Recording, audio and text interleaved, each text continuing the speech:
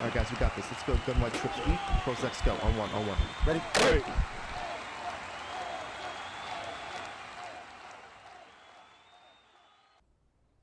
Yo, what is up, guys? It is Pihcam with HuddleGG, and in today's video, we're going to be going over a tip on the defensive side of the ball, where we really focus on stopping the double in sail route combination inside the red zone when people are in trips formations and stuff like that. So, again, it's something that has really caught on lately. I've noticed over the last month or so, people are running this a lot more frequently inside the 5, inside the 10-yard line. And it can be frustrating because your zones are not really where you think they should be, right? The way that the route combinations are set up, it really sucks your defense in and doesn't really have them play appropriately. And it gets your opponent wide open plays, and they can do it over and over and over, right? And it can be really frustrating as you play in a game. So in today's video, we're going to go over how to stop that. And it's really simple. It's a really simple adjustment. It doesn't take long. It's not this long play we have to set up. It's really quick. It's really simple. It's really effective. And with that being said, let's hop into it here. And again, the play that we're going to go against is a double in sail out of trips tight end. There are other versions of this play out of different coverages that people, or out of different formations that people will run. This is the most popular one that I'm seeing. But all of them are going to be similar to this, and you can stop them with this coverage tip regardless. So again, if they're running it out of a different formation, if it's a tray, if it's a tray Y flex, something like that, you can still do this. So don't go away from this if it's not trips tight end. But again, this is the one you're going to see most often. And again, on offense, they don't have to make any adjustments really to make this play work. Okay, so they're going to come out in this, and these two outside guys, the two in routes, the X and the Y, are going to pull the coverage in, allowing for our B route to get to the back corner of the end zone. And it's very consistent for them. And I would say it works at least 80-90% of the time if you're not making any adjustments on defense. Okay, so on defense right now, we're just in a base cover 3. Okay, so if they call hike here, you can see our route gets wide open to the outside there. And you can see the in routes really are the reason for this. So if we go to replay real quick and we look, this outside corner is technically on an outside third, right? So you would think he'd play this back left area of the end zone, but because of these in routes, you see how he starts going towards the inside? See how his steps are all the way inside? And then at that point, by the time he realizes that our corner route is going to the back left, he can't react to that, and they have a wide open route in the end zone. Right? Another coverage that people will run on defense a lot is a cover 2 with the hard flats, right? Because they're so close to the end zone, they don't want to give up anything underneath. Again, the offense can run the same exact play. They don't have to make any adjustments. They're going to call hike. And you see the hard flat is nowhere to be found either. You'd think he'd be in the area at least.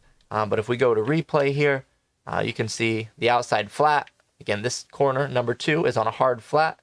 He comes all the way in with these in routes. He cannot react and get back in time to number 80. So it's going to be a touchdown wide open in the back left corner.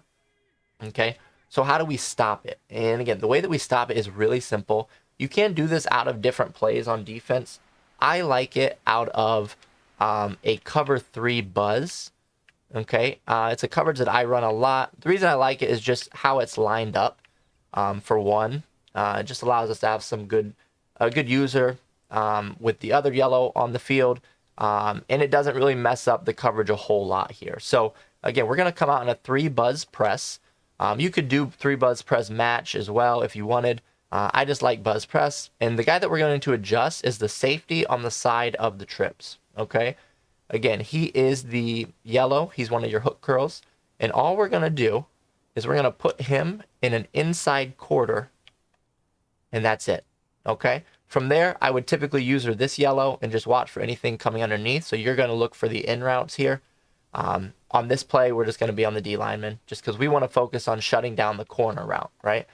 So if we set up this play or come out in this play on offense, all we need to do is put the safety on the side of the trips in an inside quarter, and then if they call hike, you can see how that played it absolutely perfectly. And we can go to replay and show that no matter what those outside guys do, right? The outside guys played it okay on that, but it doesn't matter if they do or not. The inside quarter, so number 32, right in front of 80, he's going to match this. He's going to follow this all the way to the corner, right? So even if 31 doesn't make a play, 32 is here, and we're going to make a play on this anyway. So how can we make this even better, right? So let's say they're trying to hit the flat there because we still have purple zones on the field. We can shade underneath here to make it a hard flat on the outside, and then we can still put this guy here in an inside quarter. So if they run the same look, you can see our guy is there perfectly to make a play on the ball, and we can take that back for 6 even, right? So let's go to replay real quick, and we can see, right? So when we put the hard flat out here, number 31, our slot corner over 16 here, he gets sucked in, right? He's sucking it, which is fine, right? This is covering these in routes. It's helping us cover the in routes, which is good because we don't have to worry about the corner anymore with our adjustment, right? So we're okay with him sucking in and taking care of these in routes to help us out as the user. Obviously, this is our user standing still, but we would move here and make a play on the ball, right? So if you look, though, this safety, who we adjusted right in front of 80 here, watch how well he plays this corner route, right? He plays the outside leverage. He's going to follow it all the way to the back corner. If they try to make this throw, it's picked 10 times out of 10. And it's really going to frustrate your opponent and make them go to something else. And this is something that's very popular right now. And a lot of people go to this, and this is really their main passing play inside the 5. And we can completely shut it down with this one simple adjustment. And then it really forces your opponent into looking elsewhere. And that's where you're going to make them uncomfortable and really get you those crucial stops here down by the end zone.